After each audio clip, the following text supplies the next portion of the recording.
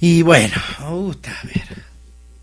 Una noticia buena, la UNAM, Universidad Nacional Autónoma de México, avanzó 53 puestos del 222 al 169 en el listado QS World University Rankings, que agrupa las mejores instituciones de educación superior a nivel global. Aunque las primeras posiciones siguen lideradas por universidades de Inglaterra y de Estados Unidos, este año varias instituciones de América Latina mejoraron su posición en el ranking. Evaluación desarrollada por el Consejo Académico Quacquarelli Simons, encargada de analizar la calidad de los centros de educación superior. Y bueno, pues eso es una buena noticia, ¿no?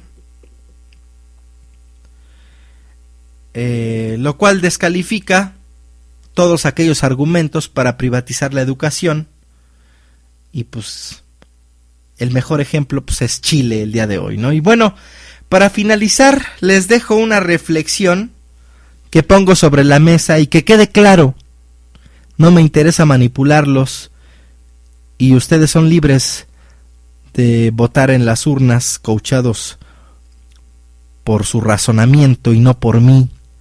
Simplemente creo que la contundencia que tiene este escrito de un cuatito que se llama bueno, que su Twitter es HE Cavazos A, creo que vale la pena ponerse sobre la mesa. Cada quien tomará sus conclusiones, pero creo que dice cosas irrefutables. México y la izquierda rumbo al 2012. El pueblo mexicano y México en sí llegarán a los comicios federales del próximo año deteriorados, saqueados, corrompidos, desangrándose, agonizantes y aterrados. Otra vez, para variar, la vida democrática está en juego.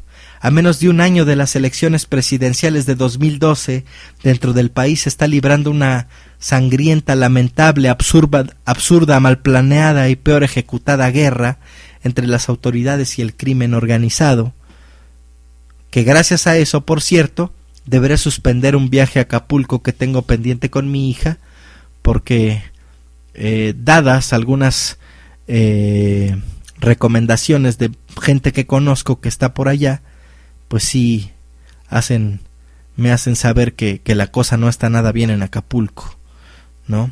Esta trágica situación bélica ha tenido como resultado hasta el momento más de 50,000 muertos.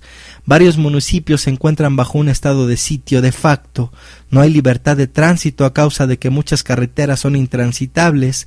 No hay libertad de expresión. Van más de 100 periodistas asesinados. Hay lugares donde tienen toques de queda. Tenemos pueblos sin autoridades policiales y, claro, lejos de que México se encuentre bajo el imperio de la ley, aquí impera la impunidad, el mal gobierno, la deshonestidad, el embuste y el hurto. Nuestra nación no está erguida sobre valores humanitarios como justicia, fraternidad, paz, equidad, libertad, democracia, igualdad, tolerancia, ¿no? El país quedó en manos de los poderes fácticos de una oligarquía rapaz, ajena a los intereses populares, y que ha llevado al Estado mexicano a preponderar los intereses particulares sobre los colectivos. Se rompió el pacto social. Urge un cambio, y ante el posible debilitamiento de las instituciones electorales, organización, a diario aumenta la pobreza, la marginación, la miseria, la ola de violencia viene arrasando con todo, instituciones, familias, ciudades, entidades federativas, vidas humanas. El pueblo vive sumido en el miedo, la dolencia, el sufrimiento. La gente ocupa su tiempo en contar centavos, buscar migajas, sobrevivir a la guerra. La educación se encuentra secuestrada por un sindicato liderado por uno de los personajes más siniestros de la clase política, el Bester Gordillo. Los mexicanos están decepcionados de sus gobernantes, de sus líderes, de tanta lucha perdida o robada. A resultas de esto último, la mayoría de quienes gozan de capacidad de ejercicio se han refugiado en valores promovidos por los modelos neoliberales como la vanidad, la belleza, la sensualidad del consumismo, el individualismo, la meritocracia, el morbo. Se preocupan más por lo que sucede en las vidas de las celebridades, disque celebridades, que en la de los pobres, los desposeídos, los marginales que tanta ayuda necesitan. Lo que tiene México es un grave problema de apatía social, analfabetismo político, ignorancia e inconsciencia.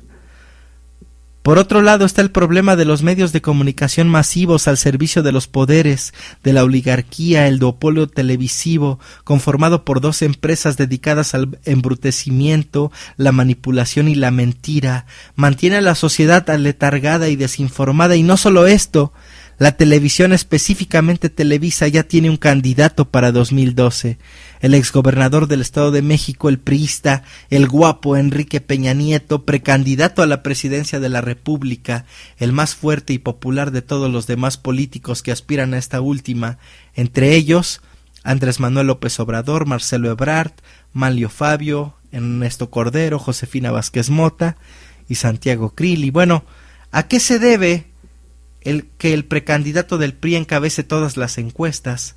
Sencillo: a que el pueblo de México olvidó lo siguiente. México olvidó, y eso ya lo comenté en algún podcast, pero creo que vale la pena mencionar lo que escribió este compa. México ya olvidó los fraudes electorales, el inicio de la dictadura perfecta, de aquel presidencialismo que hacía que las monarquías y los imperios parecieran democracias, las masacres como la del 2 de octubre, en la cual un presidente, por creer que un grupo de estudiantes quería derrocarlo, cuando lo único que estos jóvenes deseaban era mejorar las condiciones educativas y sociales del país, él, Gustavo Díaz Ordaz, un priista, los mató a todos. La guerra sucia, no la panista que se llevaba a cabo en los medios de comunicación masivos mediante calumnias o campañas de desprestigio, no, la guerra sucia del PRI fue a balazos, fue violenta, represora y atroz, el halconazo, los desaparecidos, los sangrientos años 70 en México, la crisis económica, el negro durazo, el fraude electoral del 88 y sus frutos, Carlos Salinas de Gortari, las privatizaciones, la consolidación de la oligarquía mexicana, Raúl Salinas, el chupacabras, la paca, entre otras mentiras absurdas, el asesinato de Luis Donaldo Colosio, el neoliberalismo, el Tratado de Libre Comercio, la rebelión zapatista, la mentira de la transición democrática, de la incipiente democracia, el represor Ulises Ruiz y la muerte y el sufrimiento en Oaxaca, la opresión en San Salvador Atenco, las violaciones a mujeres, la violencia, los presos políticos, el saqueo, el peculado, el tráfico de influencias, el enriquecimiento ilícito de Montiel, priista, la malavida fortuna del ladrón de Arturo Montiel, los feminicidios, los secuestros, los robos de automóviles en el Estado de México, la complicidad, la protección de pederastas, el autoritarismo, la impunidad de Mario Marín, la deuda de Coahuila provocada por la incompetencia y la corrupción de Humberto Moreira, presidente del PRI, la inminente debacle de Nuevo León a resultas de la ineptitud de Medina, el autoritarismo reflejado en acusar de terrorismo a usuarios de Twitter en Veracruz, entidad gobernada también por el priista Javier Duarte. No cabe duda de que el futuro de México está en peligro. Por un lado, la posibilidad de que el PAN se perpetúe y por otros 6 años en el poder, luego de haber encabezado 2 sexenios negligentes en los cuales aumentaron el desempleo, la inseguridad, la pobreza, la inequidad, y por el otro lado, la inminente amenaza que representa el retorno del revolucionario institucional a Los Pinos. Por todos los antecedentes enumerados en el párrafo anterior, consecuentemente, en mi opinión, en 2012 solo habrá una opción que no represente la continuidad del PAN o el regreso del PRI. Votar por cualquiera que sea el candidato del Partido de la Revolución Democrática, del Partido del Trabajo, del Movimiento Ciudadano y de Morena, y es que quienes anulen su voto, por la amplia ventaja que llevaría, según las encuestas, el priista terminaría favoreciendo a este último, por lo que todos los que no deseen ni al PAN ni al PRI deberán ejercer su voto a favor del que postule el Sol Azteca. Creo que en México se debe instaurar un Estado benefactor que otorgue subsidios, que respete las políticas sindicales, que genere empleos, que practique políticas de bienestar social y que cree instituciones de seguridad social, que incremente el salario real y que sacrifique a las minorías económicas.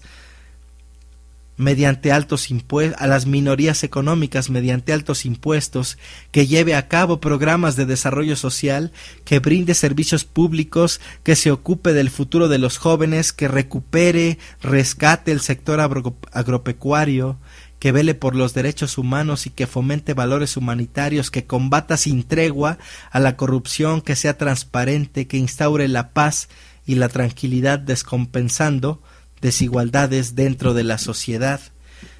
Y considero que Andrés Manuel López Obrador debe ser el candidato de izquierda en 2012. ¿Por qué? En relación con lo electoral, porque el día de hoy cuenta con más de 170,000 operadores.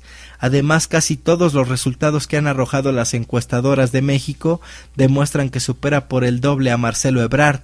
Dentro de las preferencias de los izquierdistas, en cuanto a la ideología, Andrés Manuel López Obrador ha demostrado ser congruente en su manera de actuar.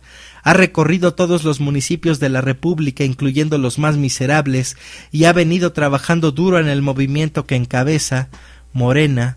Se ha acercado a la clase empresarial, estudiantil y popular en México y no ha claudicado en su lucha pacífica por la dignidad y la democracia que emprendió en 2006. El ex jefe de gobierno del DF también ha demostrado ser una persona honrada y honesta. Como político, Andrés Manuel ha logrado victorias importantísimas para la izquierda mexicana. Cuando fungió como presidente nacional del PRD, logró que el partido obtuviera los mayores logros electorales en el país de su historia, desde que se fundó en el 89. Siempre se ha destacado como un incansable luchador social. Por último, López Obrador también demostró ser un excelente gobernante. En 2000 fue electo jefe de gobierno del DF. Bajo su mandato, la Ciudad de México se convirtió en un ejemplo a seguir en cuestiones de transparencia, austeridad republicana y democracia participativa.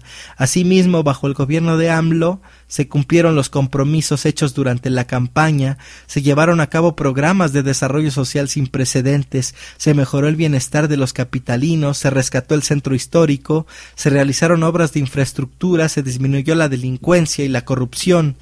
También de 2001 a 2004 el DF atrajo inversión extranjera como nunca lo había logrado en la historia. La iniciativa privada también llevó a cabo inversiones importantísimas. En cuanto a las construcciones, según datos del INEGI, el DF solo participó con poco más del 20%. En resumen, Andrés Manuel López Obrador demostró ser un extraordinario gobernante. De hecho, como quien dice, le dejó la mesa puesta a Marcelo Ebrard, otro gran político virtuoso para gobernar. Soy consciente, dice este compa, de los defectos de AMLO, el eterno y desgastado discurso de la mafia del poder, que tenga de enemiga íntima a su boca. En algunas ocasiones su escasa capacidad de autocrítica, errores cometidos en el pasado, como no asistir al primer debate y llamarle chachalaca Fox, el plantón de Reforma, que en mi humilde opinión no fue ningún error el plantón de Reforma. Creo que es más error el hecho de enemistarse con los empresarios. Creo que si él logra en algún momento cambiar ese punto, tendrá más posibilidades. Que confronte más de lo que incluya, que su mensaje vaya destinado especialmente a su voto duro, cuando debería ser al revés.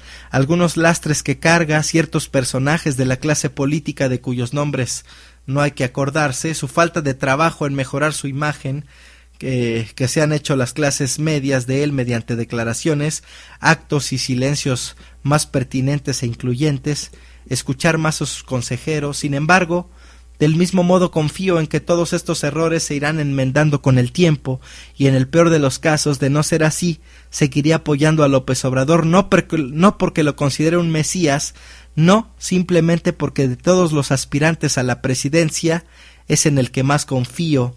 Creo en él, yo sí veo en su persona y en el movimiento que encabeza el halo de esperanza que necesita un joven como yo para seguir luchando hasta lograr que la causa justa deje de ser la causa perdida y pase a ser la ganada. Considero necesaria la regeneración nacional, la transformación de México, la victoria de la lucha pacífica que libramos quienes luchamos con López Obrador, porque México necesita un cambio. De no tenerlo, seguirá derrumbándose poco a poco como desde hace 70 años. Pero a pesar de lo anteriormente declarado, en caso de que AMLO no resultase el candidato de las izquierdas, apoyaré a quien quiera que quede, a quien quiera que quede. La unidad de la izquierda debe ser indispensable. Dividida no tendrá ninguna posibilidad de hacer un cambio, y lo más importante en estos días es impedir una ruptura. Una ruptura. Hay chuchos carnalistas, pejistas, cardenistas, deben dejar a un lado las tribus y ser simplemente perredistas. El PRD debe planteársele al electorado como un partido que sabe llegar a consensos y que es tolerante, unido y fuerte.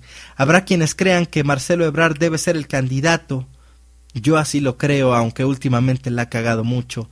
Habrá quienes consideren a Cárdenas el mejor, otros, como yo, verán en Andrés Manuel la mejor opción para ocupar la candidatura presidencial perredista el próximo año.